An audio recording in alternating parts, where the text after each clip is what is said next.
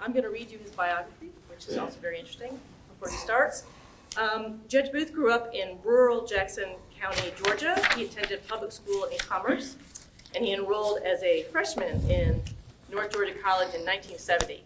He was active in the Corps of Cadets and Sigma Nu fraternity, and he enrolled in senior ROTC and was planned to be commissioned upon graduation until he had a motorcycle accident, which resulted in a spinal cord injury, which led to his discharge from the Army Reserve at the end of his junior year. After rehab, he rejoined his class in North Georgia to complete his BS in Business Administration in 1974. He graduated from Atlanta Law School in 1977, and he was admitted to the State Bar of Georgia later that year. He has worked primarily as a private practice attorney, first in Decatur, then in Jefferson, and then for 25 years until he was appointed to the Superior Court bench by Governor Roy Barnes in 2002. He has served as a Superior Court judge in the Piedmont Circuit, consisting of Barrow, Banks, and Jackson counties since January 2003. Judge Booth and his wife Susan Allen Booth have been married for 32 years and live on a family farm in Jackson County. Susan is a licensed marriage and family therapist. Their daughter Whitney Booth is a graduate of Vanderbilt Divinity School and employed with the Westminster Presbyterian Church in Nashville. Please join me in welcoming Judge Booth. Thank you so much, Michelle, and all of you. I will tell you that it is an honor to be here. The Shepherd Center is a special place, and I will tell you it's a little intimidating talking in front of people who actually know you. Some of you are not familiar to me. Some of you I've known for a short while, like Michelle Barclay. But with Wayne Benton and Robert Anthony's, and if Mark Partridge should roll into the room, all of my BS is over because sadly they know me from, we know each other from decades ago, and from having dealt with a spinal cord injury at or about the same time. And so I'm held to hold down the BS there. I also appreciate very much the introduction, and I heard over the loudspeaker that Justice Booth of the Georgia Supreme Court was going to be here. I was so excited to get that raised to the Supreme Court. I am not on the Georgia Supreme Court. I am a trial judge in the Piedmont Circuit. The Superior Courts are courts of general jurisdiction, we say. They are the trial courts in Georgia. And you all will notice that I have no notes. That may come as some comfort to you, but Pete, when it's time to give me the hook and tell me to shut up, please don't hesitate to do that, because I'm going to ramble just a tad here. I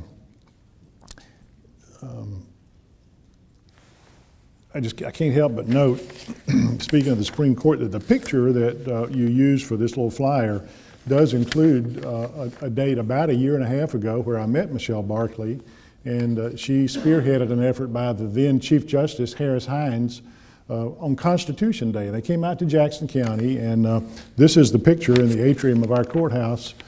Justice Hines, as you know, was tragically killed about a month ago in a car wreck.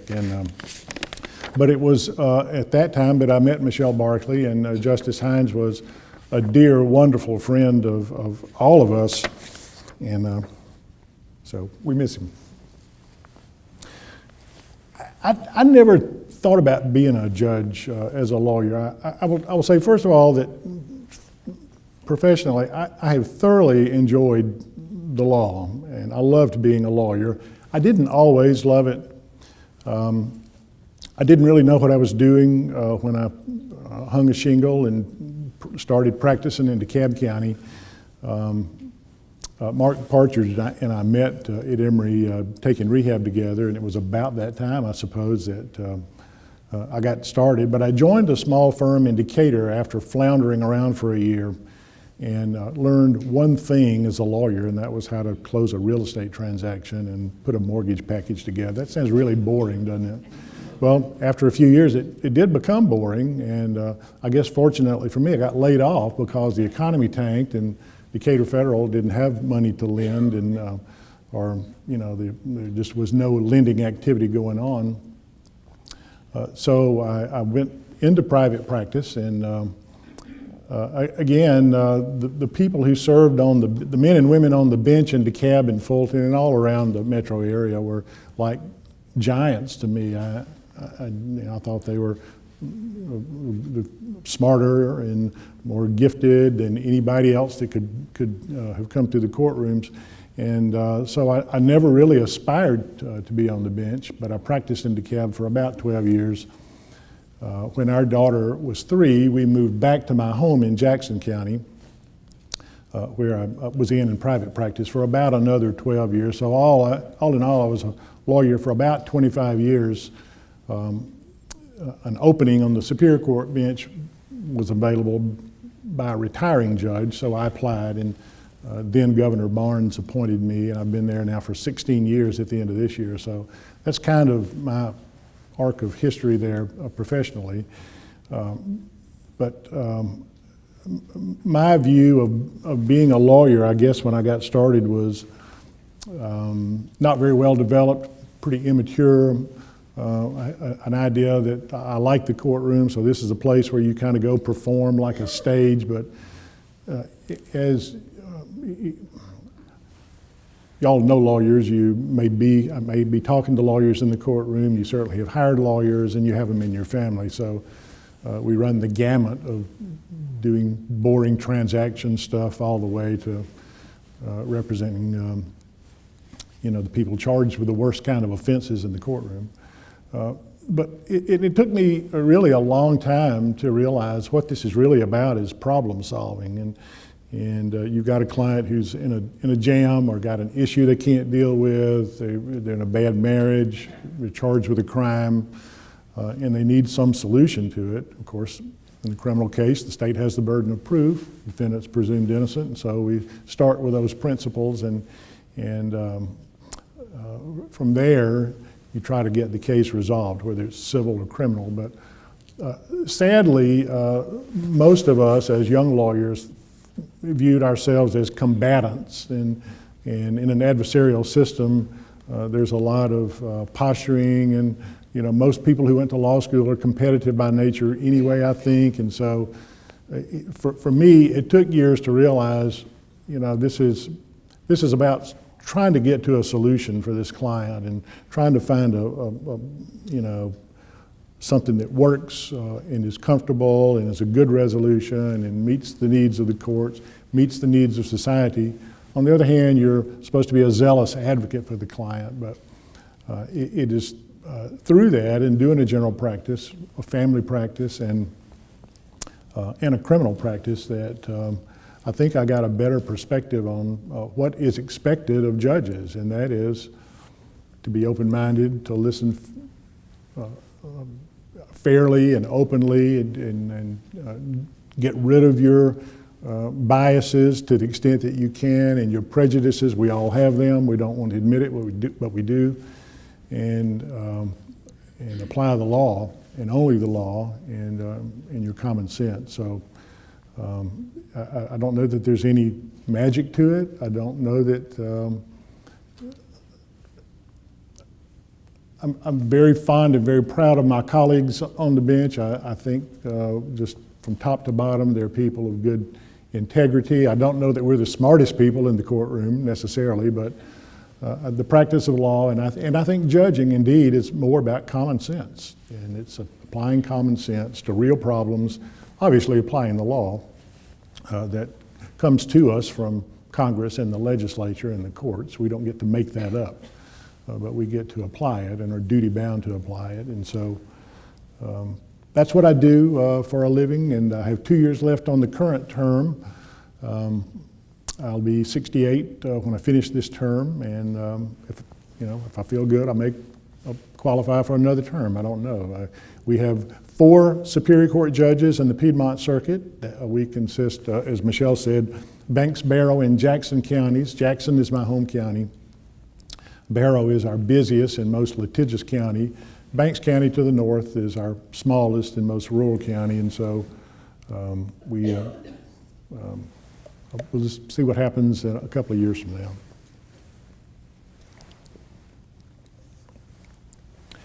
When I got injured in 1973, Mark, was that your year too, 73? Close. The Shepherd Center didn't exist. So when I come here, it's something of a homecoming, but not really. I think James Shepherd and I were hurt the same year. And but when I come here, I have mixed feelings. Part of it is this sadness because I remember what it was like for my dear parents.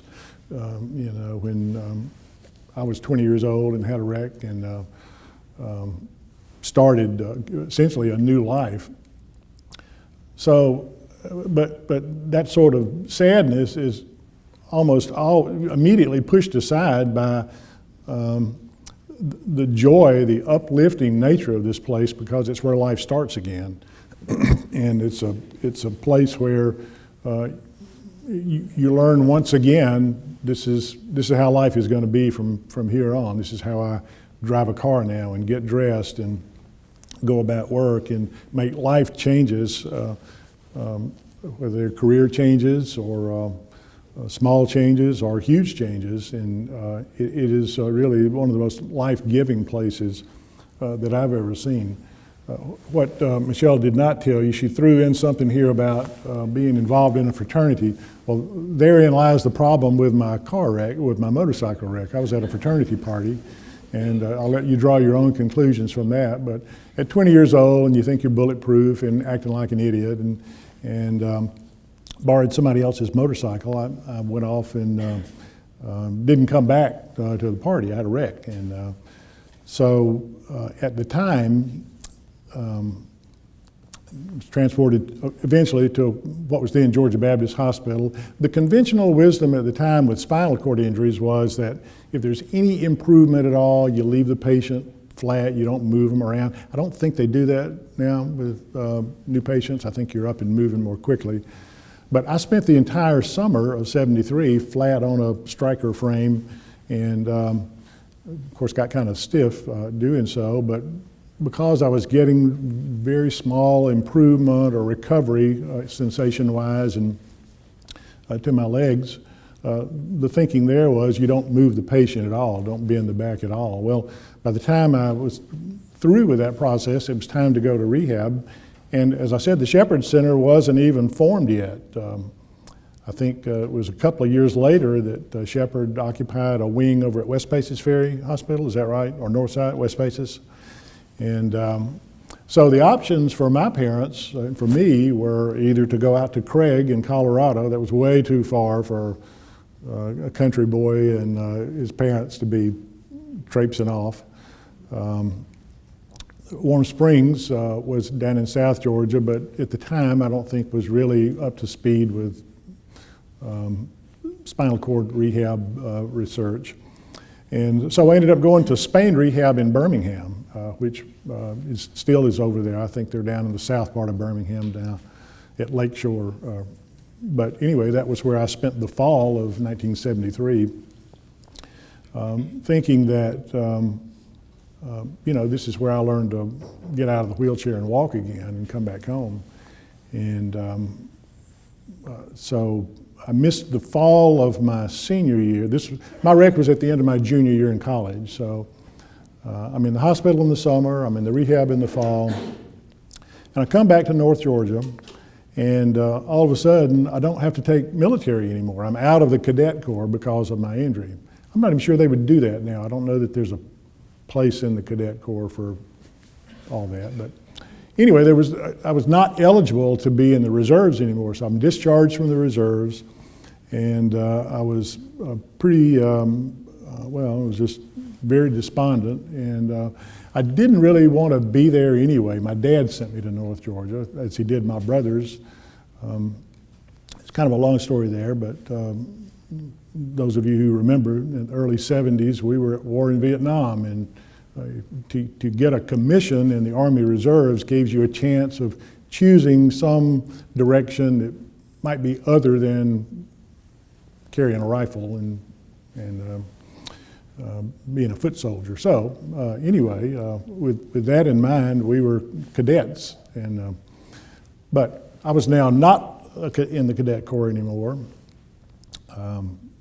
And on my return to college, I got right back into fraternity life and into the same kind of life that got me in trouble to start with. So, you know, I knew that, okay, so I can't walk now, and I can't play ball, and I can't do so many of the things that I thought were important in life, but I could still party with my friends. And so I picked that up about where I left it and continued that through school. I was not a very good student.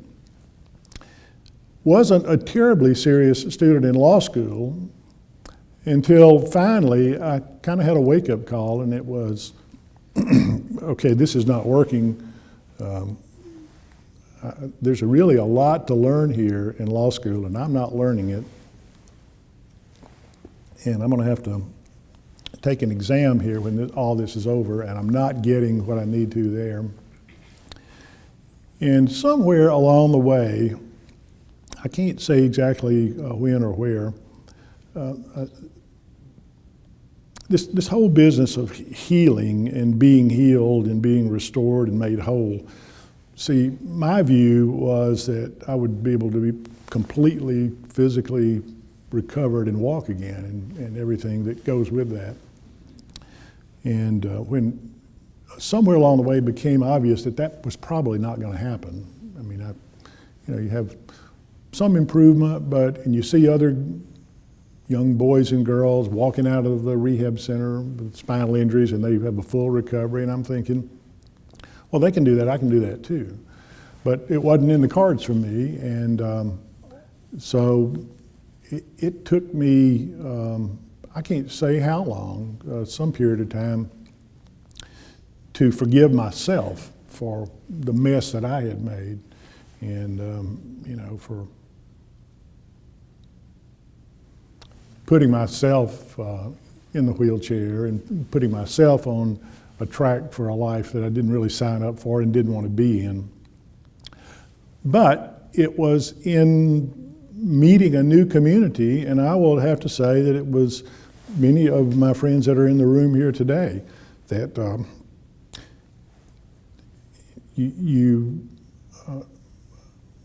I just can't overstate the importance of getting back out on the basketball court or the tennis court and learning again that, well, I can do this, and this is worthwhile, and this is meaningful, and this is it's not just a game we play, but it's a new way of playing a time-honored sport, a game that, or games that all of us loved. We probably weren't as good at it as we thought we were, but we were pretty competitive. The Peachtree Pacers, except for that dastardly team up in Nashville, we could kind of hold our own around the Southeast, and we'd hit the road during basketball season on weekends, whether to Greenville or Nashville or Birmingham or Jacksonville. And it was, when I look back on what we did, and then go to work on Monday, we'd come home on Sunday and go to work. I just don't know that I could do that now. Of course, we were 20-something also, and that makes a big difference.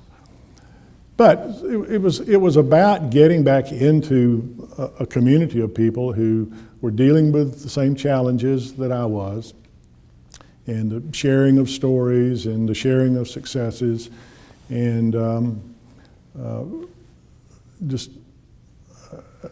again, this whole business of being able to forgive myself for whatever bad decisions that I may have made, I think resulted in a healing that I did not anticipate. And a healing that much of the world wouldn't recognize. I didn't say that very artfully, but you know, we think about healing being a physical healing, but being restored to a sense of wholeness and knowing that, okay, well, this is life for me now, but it's going to be different, and this is how I do this. Now this is how I drive a car. This is how I get dressed, or now this is how I have a family, or And along the way, I met my wife, who did not worry too much that I was sitting in a wheelchair. And together we have one daughter who's now 32, who's a well-adjusted young married woman living in Nashville. I'm forever grateful for both of them. But again, as all of you know, I'm not telling you anything that you don't already know. As you get older, you continue to have challenges, and the things that I thought were, taken care of, now I have to deal with again, and they are. As you get older, your skin changes, your body changes. Range of motion becomes so much more important, and taking care of all those things that your therapist harped on you all the time about, and we all rolled our eyes about, are all true. They're all true. You have to look after that stuff, because the aging process can be sort of cold sometimes. Anyway, I'm grateful to be with you. I love coming back to Shepherd. Usually it's, I'm probably in and out here 3 or 4 times a year. I am very grateful for what Shepherd means to this community, and you can't go anywhere without hearing about it and hearing the stories about Shepherd.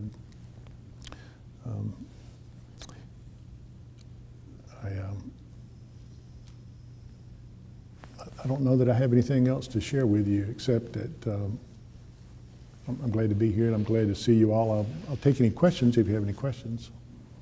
How did you find the community, of lawyers and judges, and the community of the judicial system as far as their warmth and welcoming you into at least that community? Of course, I'm sure all the new, young, competitive, spirited attorneys, like you mentioned before, there's probably a little bit of keeping the new guys at arm's reach, but did you feel like you were treated any differently than that? That's a good question. Well, first of all, architecturally, so much has changed in the courthouses. When I was sworn in back in my home county, in Jackson County, I had to be carried up in my chair, I don't know how many flights or steps, because the old courthouses in rural America have the courtrooms upstairs, and none of them have any elevators. And so the irony of being in the courthouse and my dad and somebody else carrying me step by step up to the courtroom where I could be sworn in as a lawyer. I mean, the irony is so rich. And I remember even after in practice, Gwinnett County was the same way. I had to try cases in an annex. A lot of courthouses around the area were not accessible. They almost all are now, thankfully. The attitudinal barriers is more what you're asking about, more so than architectural. There was the crankiest old lawyer in Atlanta, a guy named Stanley Nyland, who used a power wheelchair. He was the meanest. It's just I shouldn't say meanest. I assume he's deceased now, but. I remember running into Stanley, and he had this fellow that attended him everywhere he went, but he was so cranky, and he was always getting thrown in jail because he was sparring with the judges and got found in contempt. He just did it on purpose, and I think maybe Stanley softened things up a little bit for the rest of us who came behind him. I don't know whatever happened to him, but I'll never forget him. He was always hanging around Fulton County and always getting thrown in jail. Yeah, I think I probably was something of, not a novelty, but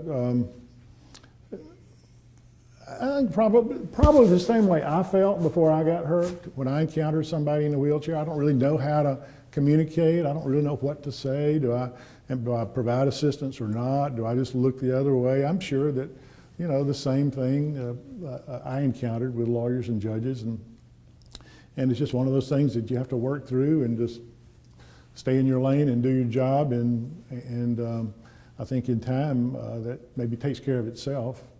for all of us who are happy to and want to open the door ourselves and resist any sort of help, because I can do that myself. As you get older, I'm very thankful for somebody that'll open the door and hold the door for me now, because I can use it. But it's also getting over that attitude about, I don't need any help, I can do this on my own. Generally speaking, I think most, if not all, opposing counsel and judges and clerks and administrators are very accommodating and very helpful. Probably, as I said, probably had the same sort of questions about helping me that I would have had a few years earlier. Do you find it different in small towns than small towns? Yeah, maybe a decade or more ago, but not so much now. I think we're all kind of on the same wavelength now. You know, it's a small world. We all get the same news on our phones immediately when we wake up now, and there's very little. It's just a real small world, it seems now. So there was a time, yes, when rural and the smaller counties had their own sort of culture and vibe and feel from metro, but I think less so now. I was just going to ask, I know being an attorney can be a high stress job, and I just wonder if living with a spinal cord injury kind of changed your perspective on that over the years, you know, as you hit those stressful times at work. Do you feel like it was any different because you had that, you know? Yeah, I don't know that the spinal cord injury had a big part in that. I do recall many sleepless nights of being stressed out about what have I overlooked. I mean, this trial, oh my God, the ship is sinking, my client's going to prison here, or I'm going to not prevail on something. But I mean, I've spent my whole life looking over my shoulder about what have I forgotten to do here. But I don't know that that's. I think most lawyers. I think a lot of lawyers live like that. It's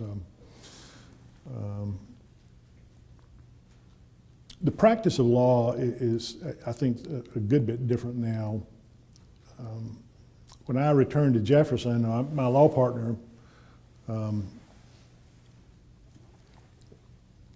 was an old school country lawyer who just felt like anybody that came in the door that could hire us, we were supposed to take their case. Well, we may not have been very competent, and we may not handle a lot of that, but we didn't do bankruptcy, we didn't do much workers' compensation or patent or that specialized sort of stuff. But if it was in the courtroom, we pretty much did it.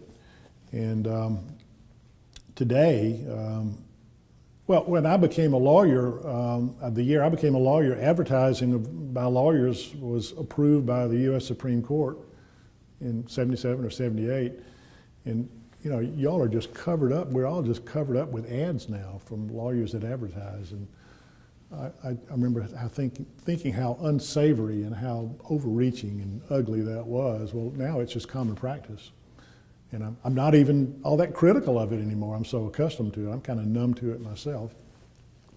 But I don't know where I was going with all that, but to try to do a lot of different things in a rural practice, I don't know that I would recommend that much anymore. There's a reason that lawyers become more specialized, and that's because first of all, there's so much law out there in each area. And it's hard to stay on top of it. And the people that you're opposing and going against are probably special. If you're doing criminal defense if you're doing criminal defense work, the DA's office is on the other side. They're not doing family practice. They're all prosecutors. And same with family lawyers, I think. The other side is probably not working on some sort of bond transaction. They're specialists on the other side. So I think that has taken down some of the stress of what we used to do. But I would stress a little bit about an environment I was going into. Am I going to be able to get to this place? Am I going to be able to park and get to the clerk's office? But after having been there a time or two, then that kind of goes away. So I don't know that that had a whole lot of play in it. What are your views on criminal justice reform? Well, it's here, and I think a lot of the reforms that we have are good. We, in this country, went through a period, and will probably again go through a period where we want to get tough on crime, and folks who run for the legislature and Congress say we want to lock them up and throw away the key, and so we did that for a long time. Mandatory minimum sentences for drug transactions, even sex offenses. A conviction will get you a mandatory lengthy prison sentence that I have no discretion to alter if the jury so finds. I think we are finding out now that, you know, that may have sold well at the ballot box, but it really is expensive. It's not very effective. Having somebody serve a 20-year prison sentence and then open the door and say, good luck, you're on your own now, is almost a guarantee that they're going to come back. And the recidivism rates are so high with that. So, yeah, we're rethinking that, both on a state level and a federal level. So I think we're probably making some good moves. It's here. I mean, it's happening already. And frankly, you know, the drug courts, which we now have in almost every county, accountability courts, y'all familiar with those, where a substance abuser, an addict who is committing that crime and possibly other crimes that are drug connected, the trial judge steps off the bench into the courtroom, and it's counseling and training and therapy and, you know, job training and regular drug testing and MRT therapy and cognitive behavioral therapy, and changing, what can we do to change the way that this person is acting and thinking about and how they're making decisions. And so, yeah, and drug courts have their detractors. I won't go into all that, but certainly lives are being changed by folks who go through accountability courts. We have things like that for non-child support payers. Parental accountability courts are now online. There are courts set up exclusively for veterans who have particular issues with not just substance abuse, but also accessing veteran services.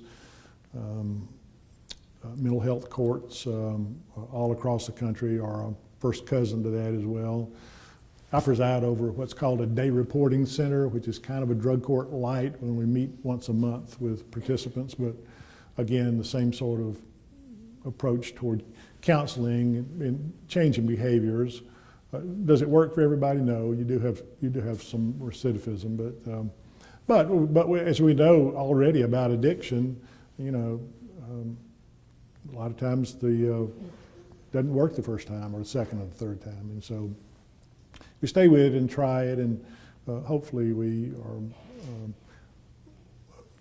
creating an environment where lives are changed and not necessarily prison time. Okay, Mark? You talked about forgiving yourself, and you talked about healing. What would be your advice to newly injured folks and their families? What would be 2 or 3 things you would advise them? Oh, gosh. Well, I'm married to a therapist now, and she would say to you that you all need to be in therapy.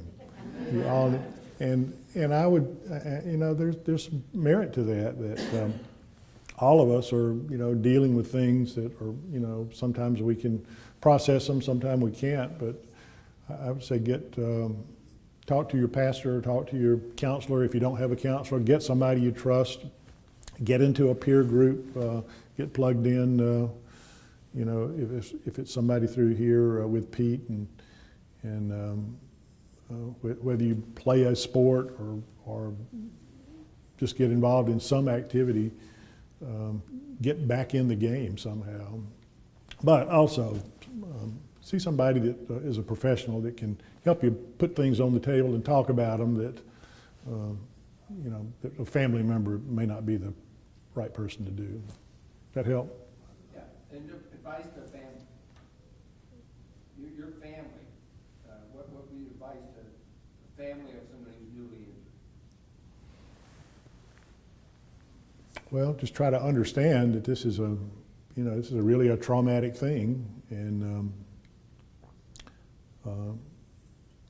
be an encourager to get to a therapist or get to if there's a church that the family's involved in, if there's a pastoral counselor, or if not, some counselor that can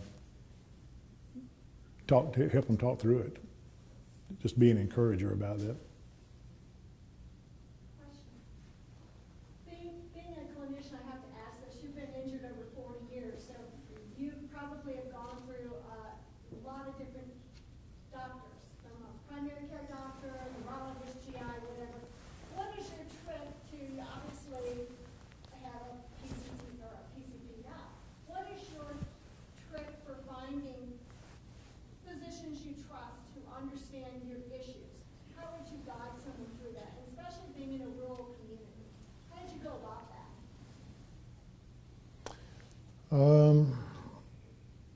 For my primary physician, I had one that I just met and made an acquaintance with in Commerce, but when he was not very responsive to needs, I got switched over to one in Athens who was very responsive. It was just hit or miss for me for a primary physician, but I did not stick with the one that was not very responsive, and I found one that was very responsive, and I'm very thankful about that. Let me see, I'm not sure who referred me to a urologist, but that turned out to be just luck of the draw, a very good referral also. We like those names, by the way. Okay. Well, It's very difficult to guide our patients to physicians who are receptive to the needs of our specialty population. unfortunately, Dr. Ellison was my urologist. He retired. He broke his wrist trying to transfer a patient or something. He had surgery and it didn't go well. So I think Mark Ellison has since retired. There's a group in Athens that I still go to, but again, that was just luck of the draw more than anything. I just got a good referral. But on my general doctor was when I believed, and my wife and I both believed he was not being very responsive, it was just time to switch and do something else. So it didn't mean to hurt anybody's feelings, but so now I have a drive to Athens instead of Commerce to a doctor, but it's not that far out of the way. I'm trying to think of what other specialists, and I come here when I need to. I saw Dr. Apple in the hallway last time I was here. I hadn't seen him in a long time, and I think he was just recovering from something. He had surgery, I think, himself. You talked about the courthouses having to come along for accommodation. Talk to us a little bit about law school. Was that a problem, or were they already there? Yeah, it was. I was in the old Rhodes Haverty building downtown. The Atlanta Law School doesn't exist anymore. They a lot happened there with a non-ABA law schools. I think John Marshall is the remaining downtown school besides Georgia State. But it was reasonably accessible, but I parked in the old Macy's parking lot. I think it was Davidson's at the time, and pushed a block up the street to law school. It was an old building, but they're with old elevators, but it was adequate, and they made certain accommodations. We'll have a reception at the UGA Law School in January for our conference. But the place they do it is so crowded, it drives me crazy. I haven't been the last couple of years just because it's in the downstairs of the law school at Georgia, the bottom of those steps, and they pour so many people in there, and I'm here and they're all up here, and it's loud, and it's just more than I can deal with. And so I'm probably not going to attend that. But I appreciate the invitation.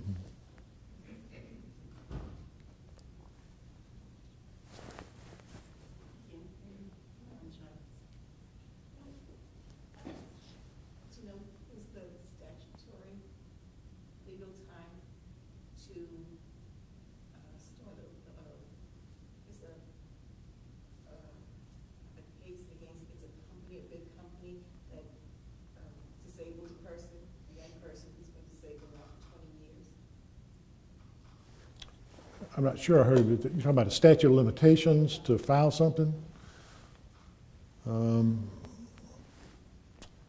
sorry, I'm moving from your camera, aren't I? Well, generally there are, I'm not sure what sort of claim or cause of action, but generally there are fixed periods in which you have to bring your claim. There are some provisions for the tolling or postponing of statutes of limitations, whether the injured person is a minor or legally incompetent or some other reasons. There are other cases in which the statute begins upon the discovery of the breach or the tort or the wrong, or when it should have been discovered. So that's really kind of a complicated, I don't know if I've got a good answer for you on that one. It really just, like most lawyerly answers, I will tell you it depends. And it depends on the claim and, you know, the facts that surround it. I never could envision when I was in law school that we would have eliminate the statute of limitations on sex offenses, and that's where we are now with that. You know, murder obviously has no statute of limitations, but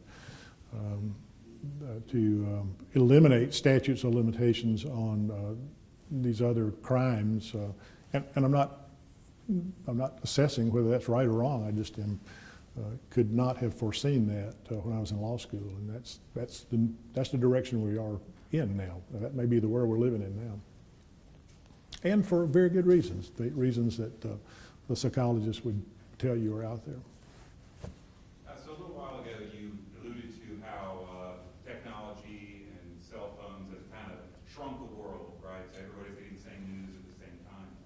And you also spoke earlier about kind of the culture of your work environment and how people kind of have that uncertainty about how to behave around you, to get the door, to not get the door, simple scenarios like that.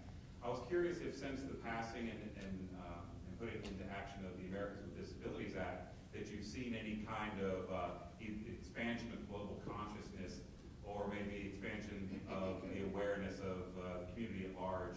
Are people less clumsy, less awkward, and more prepared to interact with somebody in a wheelchair? I think probably yes. I think probably so. Just anecdotally, when I started to get out, when we all got together, if you saw somebody in a wheelchair our age, we probably knew each other. I mean, it was a fairly small community, and you know, we would make the trip over to either to Marist, where we practice, or Westminster to practice, or we didn't have this nice facility here at the time, the gym facility. But I think the community of disabled individuals who is out and functioning and shopping and a part of the community is exponentially bigger now than it was 40 years ago. In fact, I'm certain that it is. And so, yeah, I think there's a lot more awareness, whether that's due to technology or not. But yeah, I think probably so.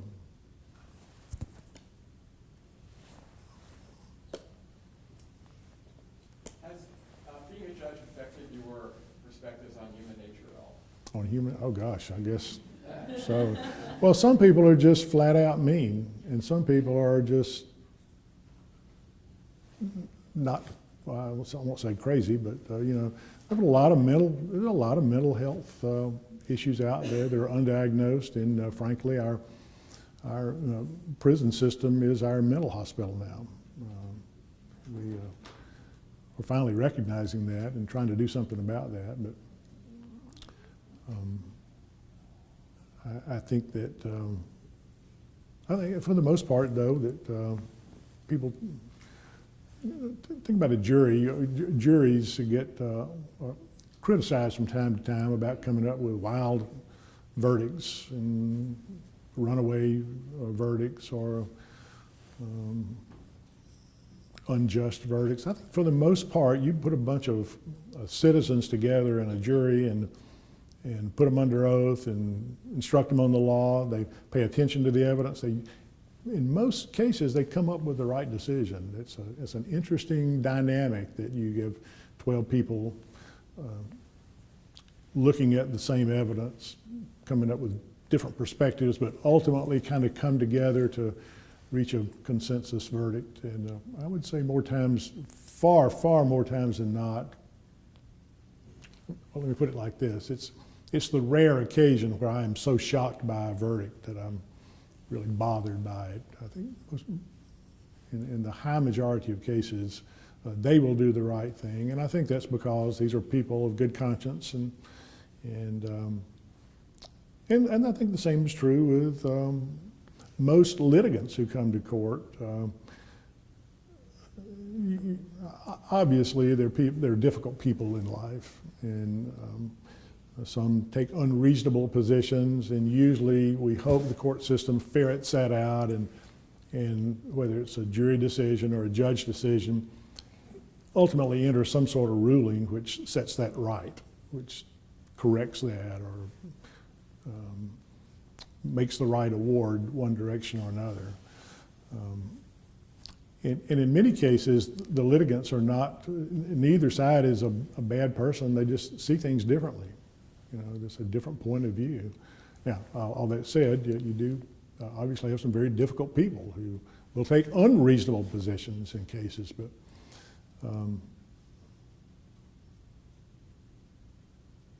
I'm generally positive about, you know, people, most of the people that come through the courts being people of good conscience and, you know, are there because they have a dispute they can't get worked out on their own.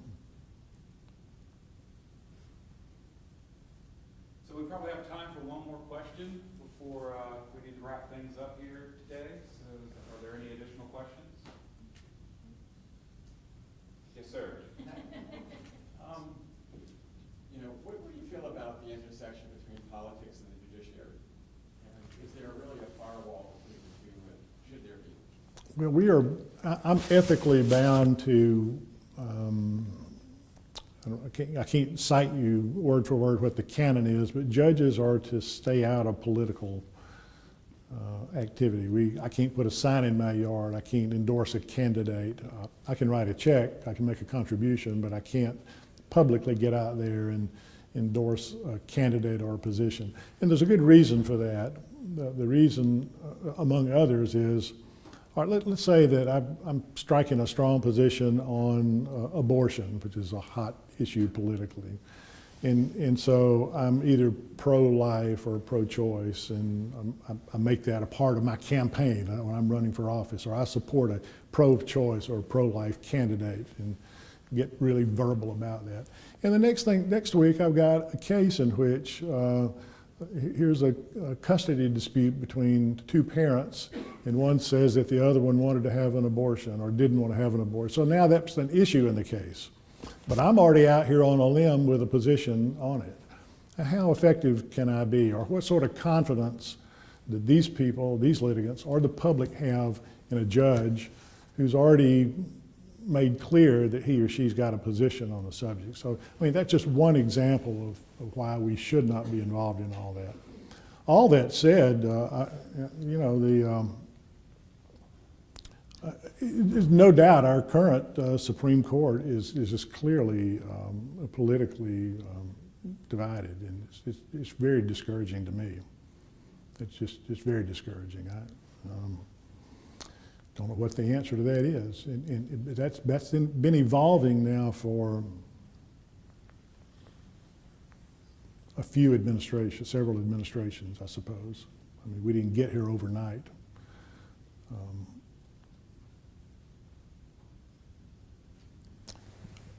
Our governor, Nathan Deal, leaving office in about a month, has really appointed a lot of judges and expanded appellate courts and added 2 positions to the Supreme Court and nominated those, has named a lot of members to the Court of Appeals, named a lot of people to the trial courts, state court and superior court, what I do. This governor has really put his mark on the courts. He's very conservative. Nathan Deal is a Republican. He wasn't always a Republican. He went to Washington as a Democrat and switched parties. I'd say that without making any sort of comment politically one way or the other. I'm very fond of our governor, and I appreciate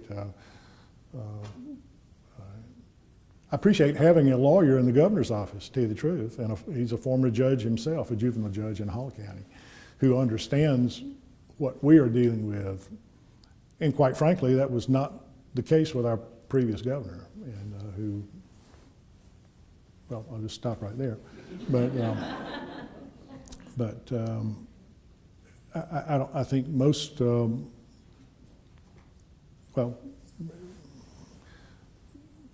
many of the judges that he has appointed are very young, so they're going to be there for a while. Of course, now we run for re-election. Somebody can always run against us, even though initial terms may be filled by appointment of the governor. We're all elected.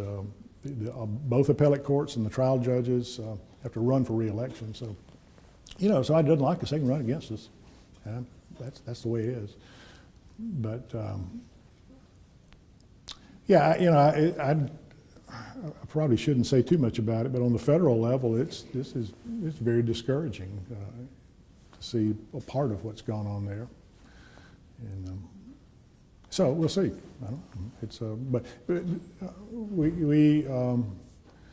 We expect judges, regardless of how he or she got there, to apply the law, to look at the law that is applicable to the case, whether that's statutory or whether it's case law, and apply the law and put the politics aside. And so that's what I'm expecting and trusting that all of these appointees, whether on the federal level or our level, are going to do. That's the oath that we take, and that's what we expect. And so